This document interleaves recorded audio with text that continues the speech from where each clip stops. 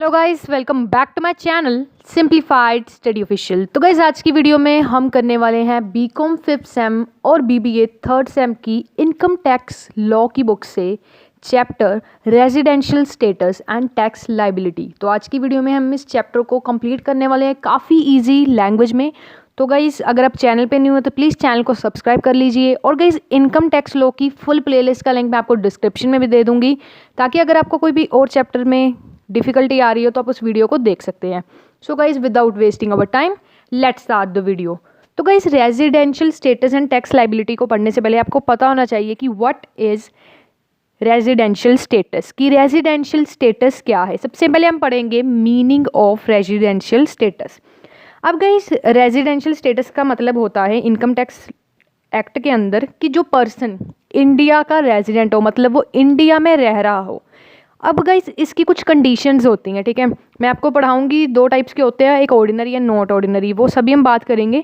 But guys इसकी कुछ conditions होती हैं, अगर वो फुलफिल होती हैं तो हाँ वो पर्सन रेजिडेंट, मतलब हाँ वो इंडिया का रहने वाला है और रेजिडेंट है।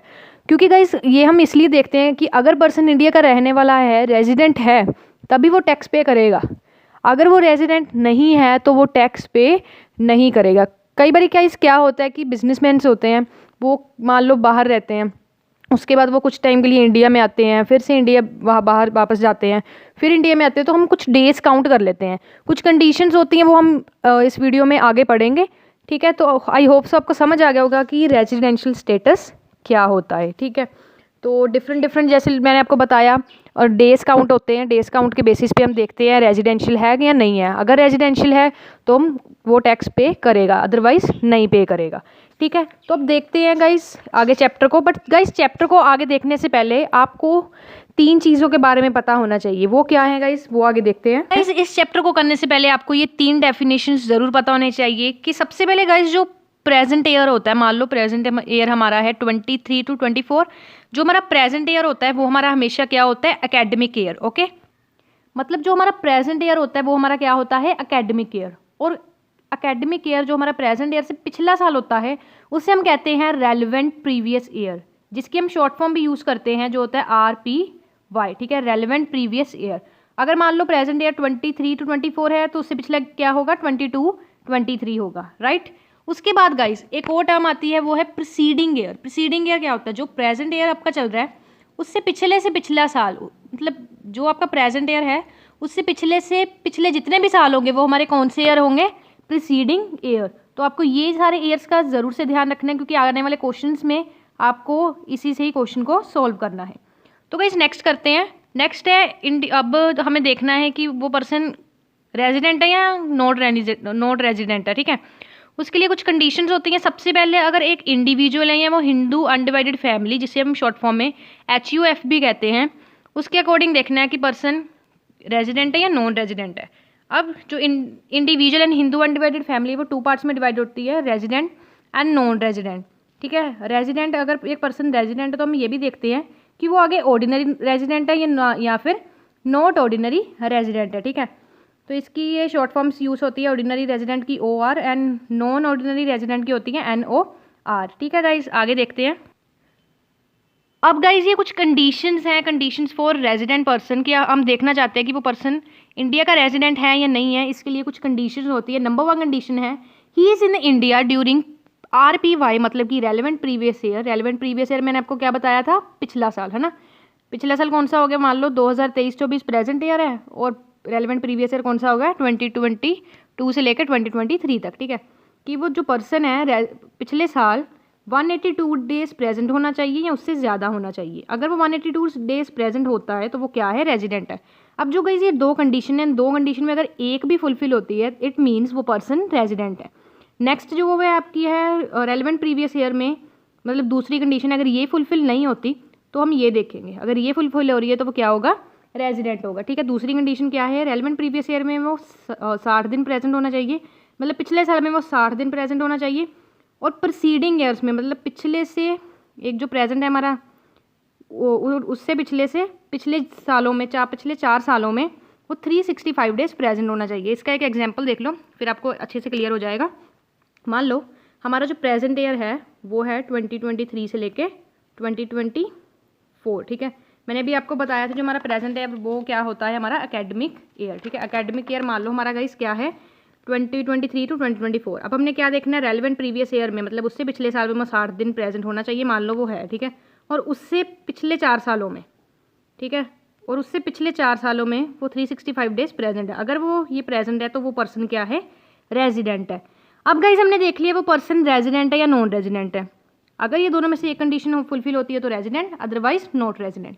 अगर गाइस वो पर्सन रेजिडेंट है, ये इन दोनों में से एक कंडीशन फुलफिल होती है, तब हमें देखना पड़ेगा कि वो ऑर्डिनरी रेजिडेंट है या नॉट ऑर्डिनरी रेजिडेंट है।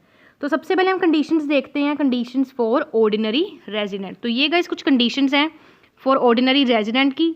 तो पहली कंडीशन है if he is present in India 2 years out of 10 years, मतलब पिछले प्रीसीडिंग रेलिवेंट ईयर में, रेलिवेंट प्रीवियस ईयर में, मतलब जो प्रेजेंट ईयर हमारा चल रहा है उससे पिछले 10 सालों में वो 2 साल इंडिया में प्रेजेंट होना चाहिए, ठीक है। इन दोनों में से एक कंडीशन हमारी जो क्या है फुलफिल होनी चाहिए। Next during the last 7 years preceding relevant year, जो मतलब पिछले 7 सालों में वो 730 दिन प्रेजेंट होना चाहिए, ठीक है। पहली कंडीशन क्या है, 10 साल में से वो 2 साल प्रेजेंट होना चाहिए इंडिया में, और दूसरी कंडीशन क्या है, पिछले 7 सालों में वो 730 दिन प्रेजेंट होना चाहिए। अगर ये कंडीशन फुलफिल करती हैं इट मीन्स वो पर्सन क्या है, ऑर्डिनरी रेजिडेंट है। अब गाइस कंडीशंस हैं नॉट ऑर्डिनरी रेजिडेंट की। ऑर्डिनरी रेजिडेंट की मैंने आपको बता दी, वो 182 डेज प्रेजेंट होना चाहिए या फिर रेलेवेंट प्रीवियस ईयर में 60 दिन प्रेजेंट होना चाहिए। नेक्स्ट है नॉट ऑर्डिनरी रेजिडेंट, ठीक है। नॉट ऑर्डिनरी रेजिडेंट में कोई भी कंडीशन जो हमने ये दोनों पढ़ी है ना, वो कोई भी फुलफिल नहीं होगी। और गाइस ये इंपॉर्टेंट पार्ट है, मतलब जैसे कि हमने ऑर्डिनरी रेजिडेंट में पढ़ी कि वो 10 सालों में 2 साल प्रेजेंट होना चाहिए, और नॉट ऑर्डिनरी के केस में वो इंडिया का सिटीजन होना चाहिए, पर जो उसकी इनकम है वो 15 लाख से एक्सीड होनी चाहिए, ठीक है। एंड वो 120 डेज के लिए एटलीस्ट इंडिया में होना चाहिए। अगर ये कंडीशन फुलफिल करती है तो वो क्या है, नॉट ऑर्डिनरी रेजिडेंट पर्सन है, ठीक है। और नेक्स्ट है India, a citizen of India who is deem to be resident of India, मतलब वो सिटीजन है इंडिया का और उसे माना गया है कि वो रेजिडेंट है इंडिया का। इस केस में भी वो क्या होगा, नॉट ऑर्डिनरी रेजिडेंट होगा। नेक्स्ट है guys resident status of HUF, मतलब हिंदू अनडिवाइडेड फैमिली। इसमें भी आपके 2 पार्ट्स डिवाइडेड है, रेजिडेंट एंड नॉन रेजिडेंट। अगर मान लो वो पर्सन आउटसाइड है इंडिया के, मतलब बिल्कुल भी वो इंडिया में आया ही नहीं है, 100% वो outside the India, that is non resident हो जाएगा, ठीक है। रेजिडेंट के केस में हमने कहा वो 2 तरीके से हो सकता है, ऑर्डिनरी या नॉट ऑर्डिनरी। रेजिडेंट का केस आपको सेम वही कंडीशंस लगानी है, और ऑर्डिनरी और नॉट ऑर्डिनरी में क्या करना है कि मान लो वो अगर पर्सन क्या कह रहे हैं, एक तो दोनों कंडीशंस जो है हमने पढ़ी थी ना, दोनों कंडीशंस 182 डेज प्रेजेंट होना चाहिए, और दूसरी थी रेलेवेंट प्रीवियस ईयर में 60 दिन प्लस 365 डेज वो 4 सालों में प्रेजेंट होना चाहिए। वो कंडीशन फुलफिल करेगी तो ऑर्डिनरी रेजिडेंट, और अगर उनमें से एक करेगी तो नॉट ऑर्डिनरी रेजिडेंट। तो हम रेजिडेंट में क्या लिखेंगे, अगर इसका क्वेश्चन आएगा रेजिडेंट स्टेटस ऑफ HUF का अगर स्टेटस आएगा, क्वेश्चन आएगा, तो आप क्या लिखोगे, control and management of affairs in India, ठीक है। चाहे वो जो मैनेजमेंट है उस कंपनी की या पर्सन की, ठीक है, कंट्रोल एंड मैनेजमेंट है जो अफेयर्स की, वो इंडिया में होने चाहिए, चाहे पूरे हों चाहे पार्शियली हो, ओके। नेक्स्ट है गाइज आपका resident status of firm and AOP and BOI। BOI का मतलब बॉडी ऑफ इंडिविजुअल। इसमें भी आपके 2 पार्ट्स हैं, रेजिडेंट जो ऑर्डिनरी है एंड दूसरा है नॉन रेजिडेंट, ठीक है। अगर नॉट ऑर्डिनरी मान लो एक फर्म है, फर्म इंडिया में काम कर रही है, बट वो मतलब इंडिया में काम हो रहा है, उसका कंट्रोल, उसकी सारा मैनेजमेंट इंडिया में हो रहा है, तो वो क्या होगा, सिंपल रेजिडेंट होगा।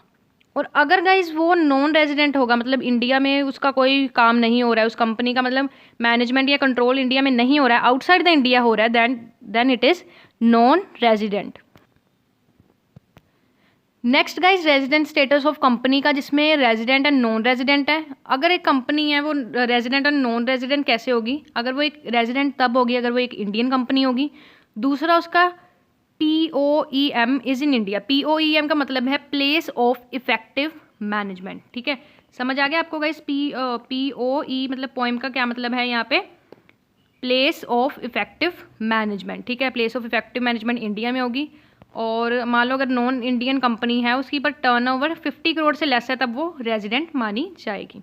और नॉन रेजिडेंट के केस में वो नॉन इंडियन कंपनी होगी, जो उसका प्लेस ऑफ इफेक्टिव मैनेजमेंट होगा वो भी आउटसाइड द इंडिया होगा, और नॉन इंडियन कंपनी होगी जिसकी 50 करोड़ से टर्नओवर कम होगी, ठीक है। नेक्स्ट आपका लास्ट टॉपिक है residential status of other person. Other person में रेजिडेंट तब होगा जब कंट्रोल एंड मैनेजमेंट होगा इंडिया में, और अगर आउटसाइड द इंडिया हो रहा है तो वो नॉन रेजिडेंट होगा। अब गाइस हम करते हैं इसके कुछ क्वेश्चन जिससे आपको समझ आ जाएगा। मैं आपको इलस्ट्रेशन कराती हूँ उसकी, ठीक है। सो गाइज ये है आपकी इलस्ट्रेशन नंबर 1, जिसमें mister Ram an Indian citizen leave India for first time on 31 मई 2018। मतलब एक इंडियन सिटीजन है जो मिस्टर राम है, जो 31 मई 2018 को इंडिया से बाहर गया था फर्स्ट टाइम। इसका मतलब 2018 से पहले वो इंडिया में था, राइट। ये बात समझ आई। क्वेश्चन के साथ साथ आपका आंसर भी निकल जाना, आपको पता भी नहीं चलना। एंड कम्स ऑन इंडिया 15 मई 2021, मतलब 2018 को गया था और 15 मई 2021 को आ गया, ठीक है। और उसके बाद वो फिर कहाँ गया, इंडिया से बाहर चले गए। कब? 10 जुलाई 2022, मतलब 15 मई से लेके वो 10 जुलाई तक इंडिया में ही था, ठीक है। सॉरी, हाँ, इंडिया में ही था। उसके बाद 10 जुलाई को वो गया, 10 जून को वो गया। उसके बाद वो फिर से वापस आया 14 जनवरी 2023 को, हाँ, ठीक है। उसके बाद वो इंडिया में ही रह रहा है। हमें इसको स्टेटस निकालना है for the previous year 2022-23। Previous year हमें कौन सा बताया? 22-23 बताया। तो हमारा प्रेजेंट ईयर कौन सा होगा? 2023 एंड 24। तो सबसे पहले हम रेजिडेंशियल स्टेटस निकालेंगे। रेलेवेंट प्रीवियस ईयर हमारा कौन सा है? हमें क्वेश्चन में ही बताया हुआ है 2022 से लेके 2023 तक। ये आपका क्या हो गया? रेलेवेंट प्रीवियस ईयर ये आपका हो गया, ठीक है।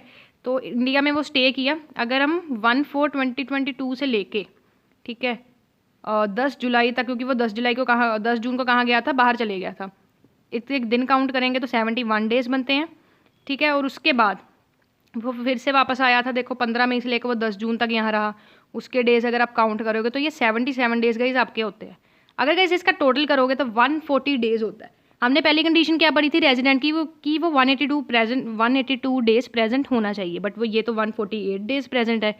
इसका मतलब इसकी फर्स्ट कंडीशन नहीं फुलफिल कर रही, तो इसलिए हम दूसरी कंडीशन देखेंगे। दूसरी कंडीशन गाइस हमारी क्या थी? मैंने आपको पढ़ाई थी ना, जिसमें आप 60 डेज रेलेवेंट प्रीवियस ईयर में प्रेजेंट हो गए और 365 डेज प्रेजेंट हो गए पिछले 4 सालों में। तो 60 डेज तो आराम से वो प्रेजेंट है, ठीक है। एक तो कंडीशन हो गई।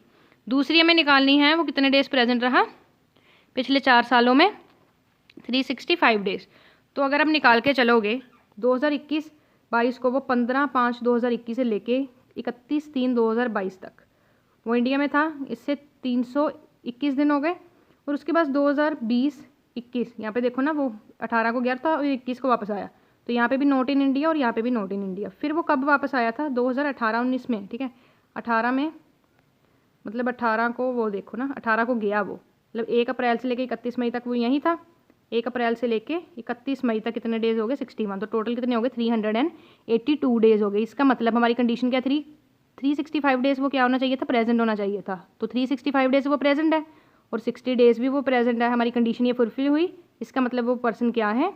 रेजिडेंट है। क्या है? पर्सन रेजिडेंट है। मिस्टर राम क्या है? रेजिडेंट है, ठीक है। तो गाइस अब हमें पता चल गया कि जो ये मिस्टर राम है ये रेजिडेंट इंडिया का। बट अब हमें क्या निकालना है? हमें निकालना है कि ऑर्डिनरी रेजिडेंट है या नॉट ऑर्डिनरी। ऑर्डिनरी की क्या कंडीशन थी? पिछले 10 सालों में 2 साल वो प्रेजेंट होना चाहिए। और दूसरी क्या थी? 7 सालों में 730 डेज वो प्रेजेंट क्या होना चाहिए, ठीक है। तो 365 डेज तो वो प्रेजेंट है, ठीक है। यहाँ पे पिछले 4 सालों की गाइस अगर हम बात करें तो आप पिछले सालों के हम क्या करते हैं, एक बार चेक कर लेते हैं। तो गाइस देखो 382 डेज तो वो यहाँ पे प्रेजेंट ही है, ठीक है। अगर गाइस ये देखो ना, 2018 को वो क्या था? बाहर गया था, इंडिया के बाहर गया था। बट उससे पहले तो वो यहीं था। अगर हम वो डेज सारे काउंट करो कितने सालों से वो यहीं था, तो आराम से 730 दिन हमारे ये बन रहे हैं। 2 साल तो आराम से बन रहे हैं। समझ रहे हो ना गाइस मेरी बात? आराम से बन रहे हैं 730 डेज। इसका मतलब ये पर्सन ऑर्डिनरी रेजिडेंट है, ठीक है। ऑर्डिनरी रेजिडेंट की 2 कंडीशंस थी।